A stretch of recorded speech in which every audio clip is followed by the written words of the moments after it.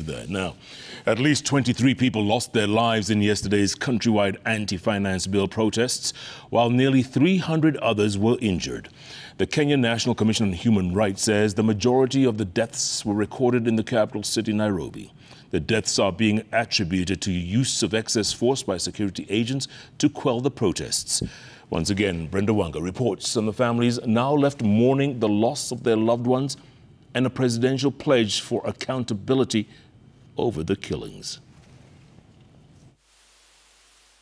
The weight of the loss of Hassan, one of the people killed on Tuesday during the protests, is almost too much to bear for this mother and her family. At the city mortuary, they confirmed that their son, Erickson Mutisia, paid with his life as Kenyans rejected the finance bill.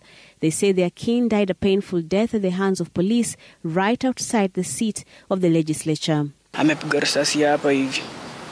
Hapa hivi ndo amepigwa. Imemuumiza vibaya. Sasa naweza uliza, was that necessary kupiga risasi? Because actually ndo alikuwa wa kwanza. Video yenye nimeona yeye ndo alikuwa wa kwanza kuangushwa. Was it necessary? Kwani tiaga zilisha ama zilifanywa nini? Lazima utumie live bullet. Okay, inauma ni sawa, lakini mwenye alifanya hivyo ni sawa. Tunataka tu justice. Acha aenda. Hakuna kitu tutafanya. Wewe umefurahi, umebakia.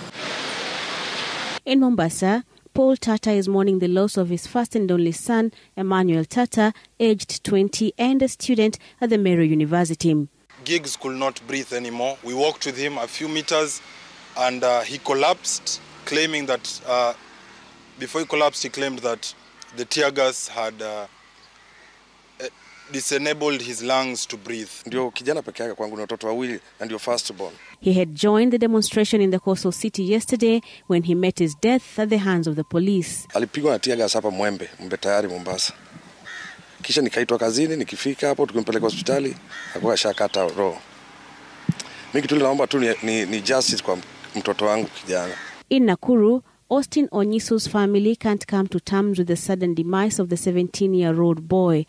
Austin, who is also autistic, had gone to look for his siblings when he was shot 6 times in the abdomen, leg, head, and neck. He did not survive the deluge of bullets into his small frame. The same agony was being experienced at the Kakamega Referral Hospital's mortuary. Moyo wangu umeumia sana. Niko na machungu ndani ya moyo wangu kwa ajili tu ya mtoto wangu Caroline, mtoto ambaye nilikuwa nimechifunia. Nikijua huyu mtoto ndio atanitetea kwa maisha yangu ninapoendelea kuseeka. 35-year-old fruit vendor Caroline Shiramba from Osoli location in Ikolomani was shot dead during the demonstrations in Kakamega town. Her parents are still trying to come to terms with her death. The killings yesterday and last week have been condemned by human rights activists who call on the government and security operatives to act within the constitution. The number of those dead, they say, is unacceptable. Our data also shows that we had over 360 injuries reported yesterday from the protests. And then we had about 50 arrests recorded also in our data. We continue to monitor that and we'll be updating the data as we go. Last night we had of Githurai and the Police Reforms Working Group puts the number of those killed at 23 across the country. However, the head of state in an address to the nation Wednesday evening says the number is much lower. Young people, 6 to be exact, 6 people yesterday lost their lives. Very unfortunately, they shouldn't have lost their lives.